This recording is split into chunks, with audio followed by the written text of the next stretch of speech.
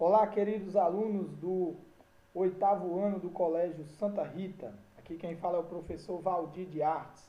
E hoje nós vamos iniciar a nossa unidade 2 do nosso caderno 2 do sistema Farias Brito.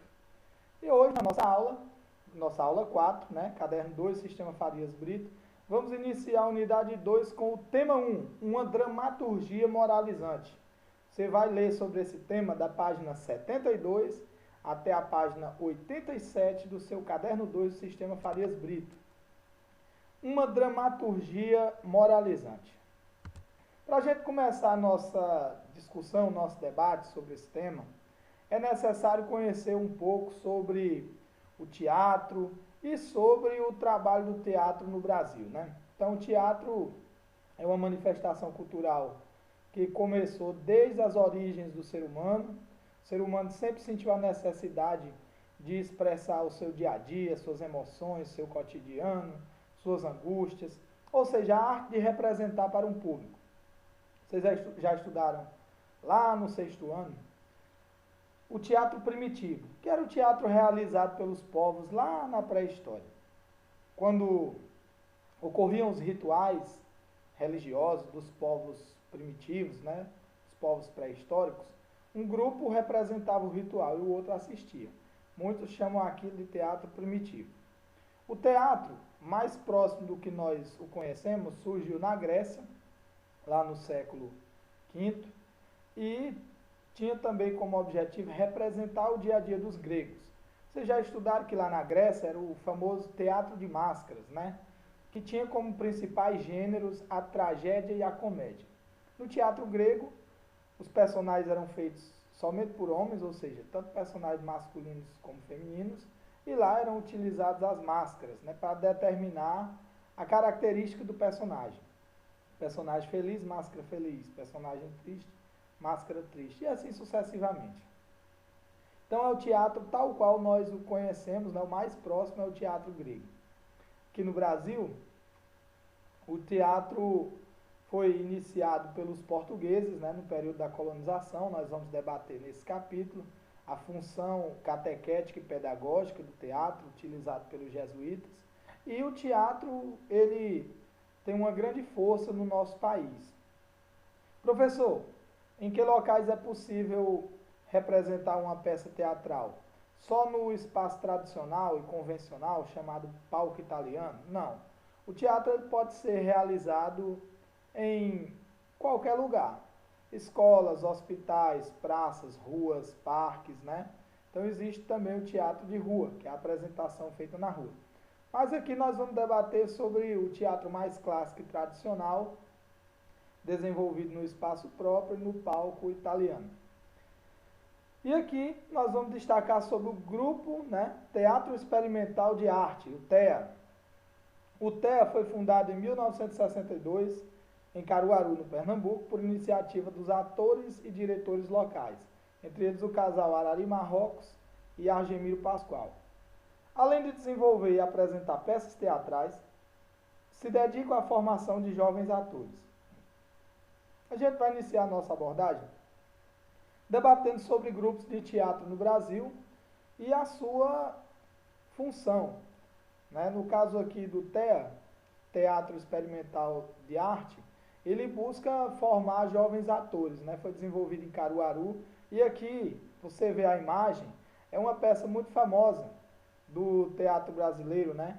A peça O Alto da Compadecida, obra que vem da literatura de Ariano Suassuna, né? Ariano foi o dramaturgo que escreveu essa obra. Essa peça foi montada para o teatro e também para o cinema, né? Então é uma das peças mais famosas e aqui você vê membros do TEA representando a peça. Quem já assistiu o filme Alto da Compadecida, com certeza já conhece os personagens principais, né? João Grito, Chicó, o padeiro, sua mulher Dora. E aqui é aquela cena famosa do enterro da cachorra, né?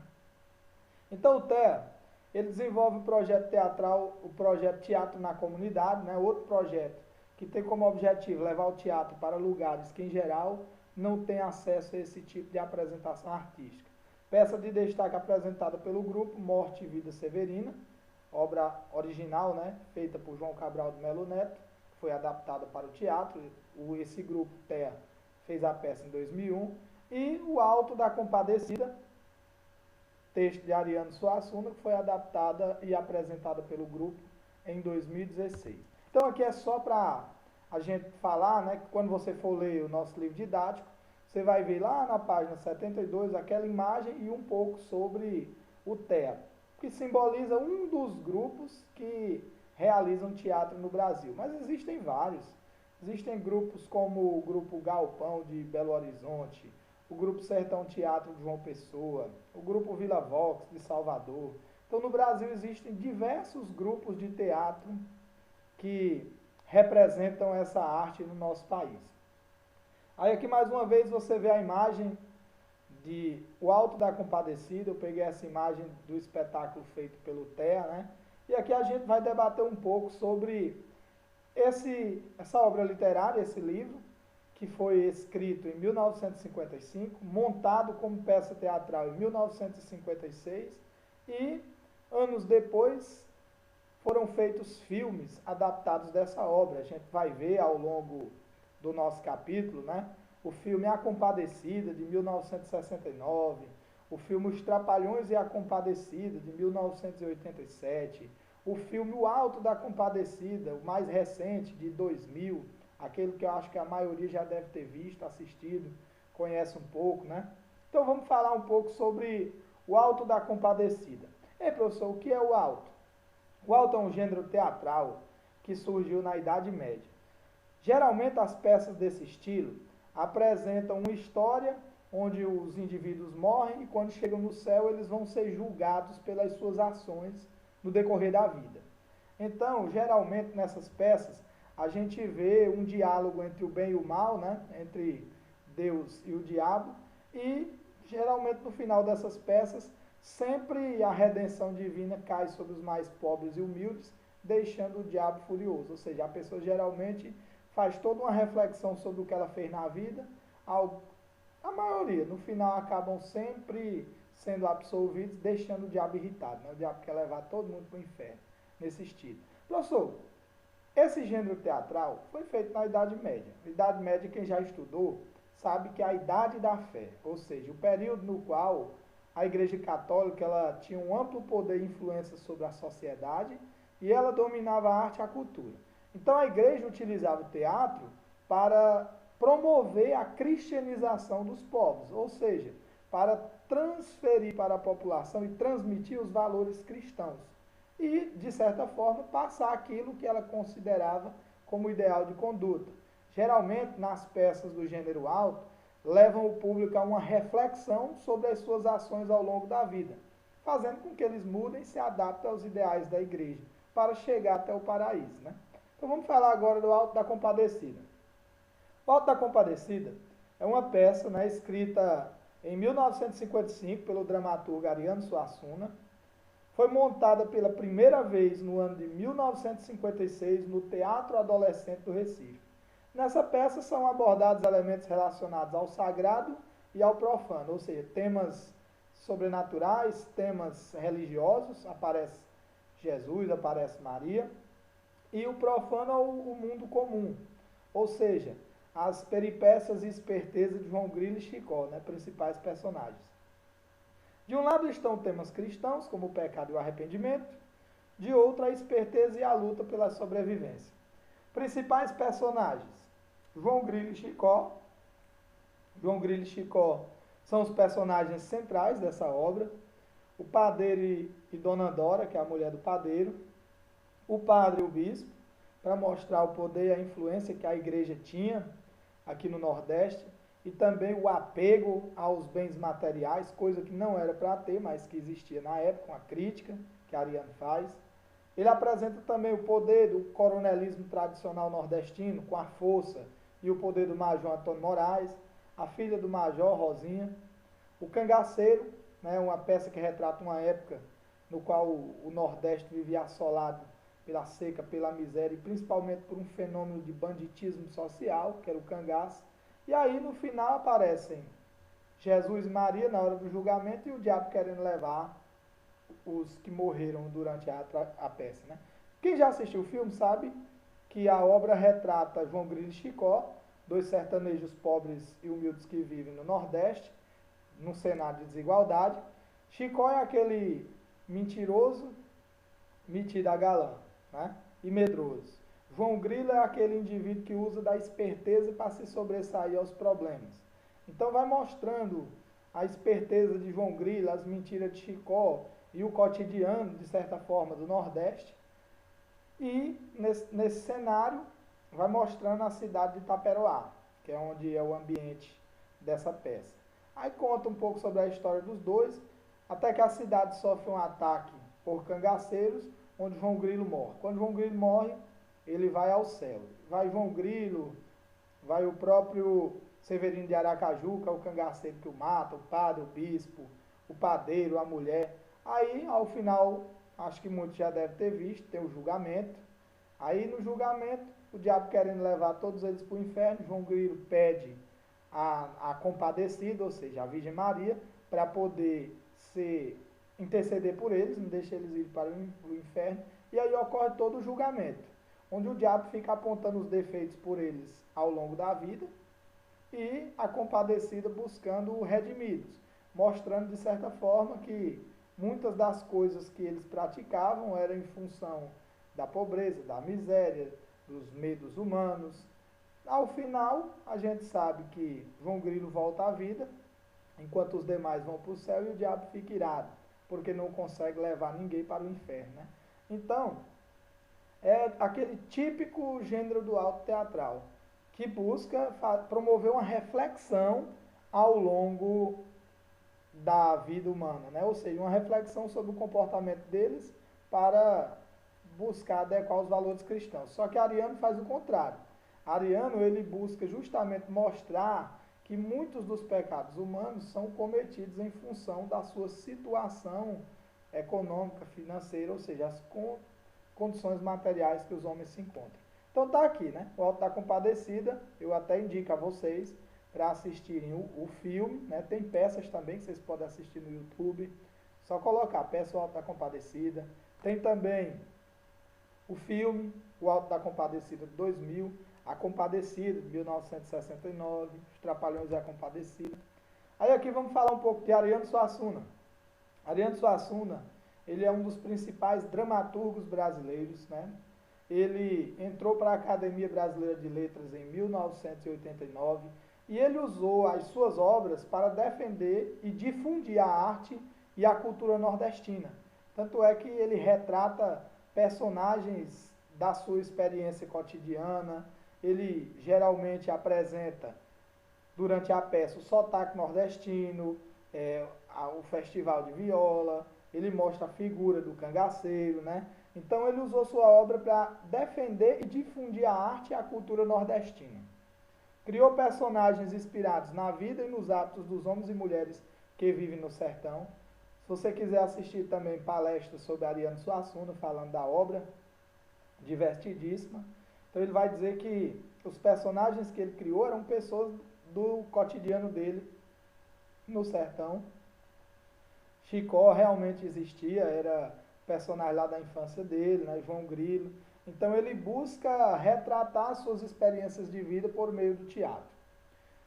Suas principais obras de destaque são Uma Mulher Vestida de Sol, 1947, O Alto da Compadecida, que ele escreveu em 1955, O Casamento Suspeitoso, de 1957, O Santo e a Porca, 1958, e Farsa da Boa Preguiça, 1960. Né? São as peças teatrais, né, as obras literárias, e muitas delas que viraram peças teatrais de maior destaque. Mas a maior de todas é O Alto da Compadecida.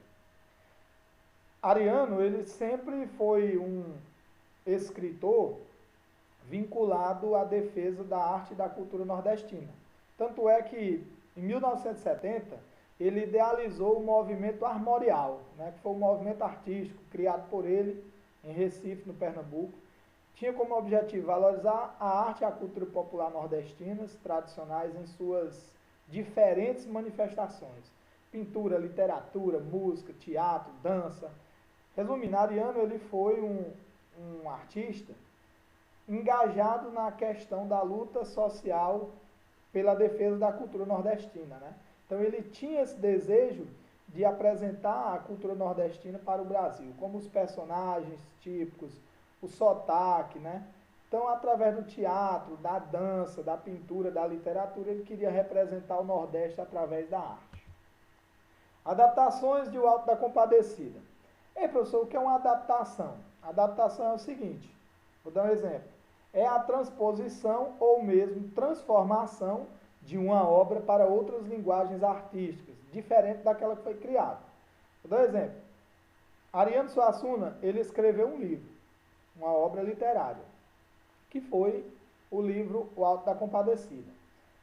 Essa obra, ela foi montada, o livro foi escrito em 1955, em 1956, o livro se transformou numa peça, né, montada, O Alto da Compadecida, no teatro. Anos depois, a obra de Ariano Suassuna, ela foi remontada, ela foi adaptada para outras linguagens artísticas, como, por exemplo, para o cinema. Em 1969, como eu disse, foi lançado o filme A Compadecida. 1987, Os Trapalhões e a Compadecida. 2000, o filme O Alto da Compadecida. Então, é quando uma obra, ela transpõe uma linguagem, no caso da dramaturgia e do teatro, e vai para onde? Para o cinema, vai também para a televisão. É quando uma obra ela é montada em diferentes linguagens. Então, a adaptação é a transposição, ou seja, quando você pega do livro e monta uma peça, ou da peça e faz um filme, ou transformação de uma obra para outras linguagens. Por exemplo, existem diretores que eles pegam o texto do teatro, né, daquela obra literária, e montam igual num filme. Já tem diretores, como é o caso do próprio Guel Arraes, quando lançou o filme O Alto da Compadecida em 2000, foi o que o Guel Arraes fez. Ele misturou trechos do Alto da Compadecida com trechos de outras obras de Ariano, como Santo e a Porca, né? Torturas de um Coração, e também elementos da obra de Giovanni Boccaccio, né? Da obra Decameron. Então ele pega partes de uma obra de outra e transforma. Então, existem adaptações em que é só o Ctrl+C, Ctrl+V, né? Copia e cola, né? Você pega aquela obra e só monta igual ela é, mas também nas adaptações, os diretores eles têm liberdade de colocar partes de uma obra e alterá-las de acordo com o contexto atual da época que ele quer representar, né?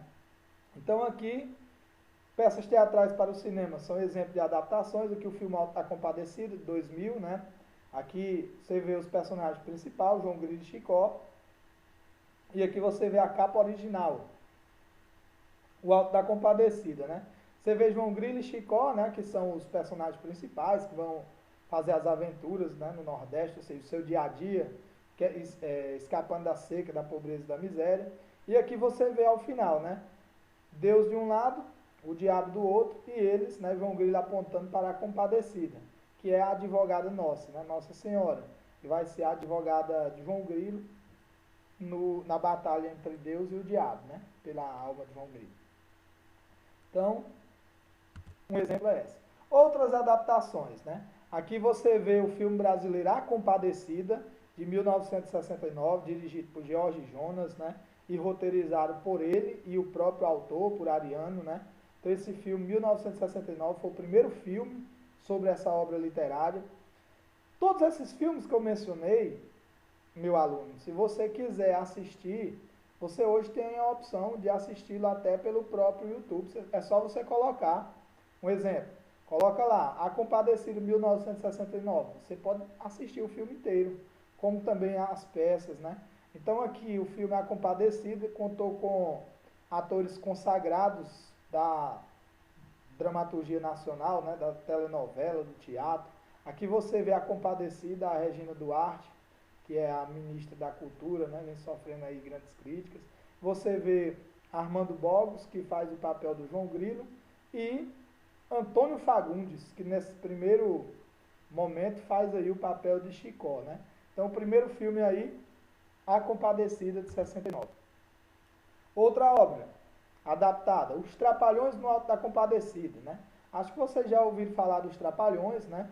Didi, Dedé, Mussum e Zacarias. A Globo até fez um remake, né? Fez uma adaptação aos dias atuais dos Trapalhões, pegou artistas atuais e colocou para fazer uma representação daquela época, uma homenagem. Os Trapalhões, para quem não sabe, está no livro dos recordes, é o programa televisivo que passou mais tempo, né, nesse gênero de comédia, 30 anos no ar, né, 1977, passou 30 anos. Os Trapalhões lançaram diversos filmes, né, lançaram 21 filmes no cinema, todo ano tinha na década de 80 um filme dos Trapalhões. E só para você ter uma ideia do sucesso que eles tinham, das 15 maiores bilheterias do cinema nacional, 5 são de filmes dos Trapalhões. E aqui é um filme de muito sucesso deles, Os Trapalhões no Alto da Compadecida. Eles pegaram a obra de Ariano Suassuna e adaptaram ao roteiro do Didi, Dedé, do Mussum e do Zacarias, né? Então Didi provavelmente, né? Provavelmente não, já assisti.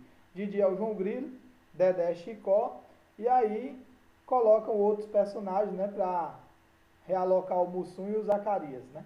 Então você vê essa adaptação, né, do texto de Ariano e colocando no contexto dos Trapalhões, né? Esse filme foi dirigido por Roberto Farias, lançado em 1987. Os Trapalhões representou as famosas personagens da obra O Alto da Compadecida. Os protagonistas dessa adaptação foram os atores Renato Aragão, que a gente conhece como Didi, Dedé Santana, né, o Dedé, Antônio Carlos Bernardes, mais conhecido como Mussum, e Mauro Fácio Gonçalves, o Zacarias, né. Então, outro filme que eu indico para você assistir, Os Trapalhões no Alto da Compadecida. A origem do alto. Eu já debati antes, né, sobre os altos teatrais medievais, agora vamos falar um pouco mais, né. Professor, o que é o alto? A gente fala o Alto da Compadecida. O que é o alto? O alto é um gênero teatral surgido na Europa durante a Idade Média, que se caracteriza pelo emprego de uma linguagem simples para que as mensagens transmitidas fossem compreendidas por todos. Nos autos medievais, sempre há um diálogo entre o bem e o mal, entre Deus e o diabo. Nessas peças, o tema era a batalha entre salvação e condenação, onde geralmente o pecador alcançava a salvação após apelar para a misericórdia divina e o diabo era enganado. Os autos medievais tinham uma função moralizante e reforçavam os valores cristãos. Professor, me dê um exemplo de um auto medieval. É uma peça onde geralmente ocorre o seguinte: tem os personagens principais, aí ele mostra a vida deles, em um determinado momento da peça eles morrem, aí vão para o céu. Aí lá retrata a cena do julgamento. Tem Deus e o diabo. Geralmente os personagens principais apelavam para Nossa Senhora, apelavam para os santos, para poder serem os seus advogados naquele momento do julgamento final. E aí o que acontece?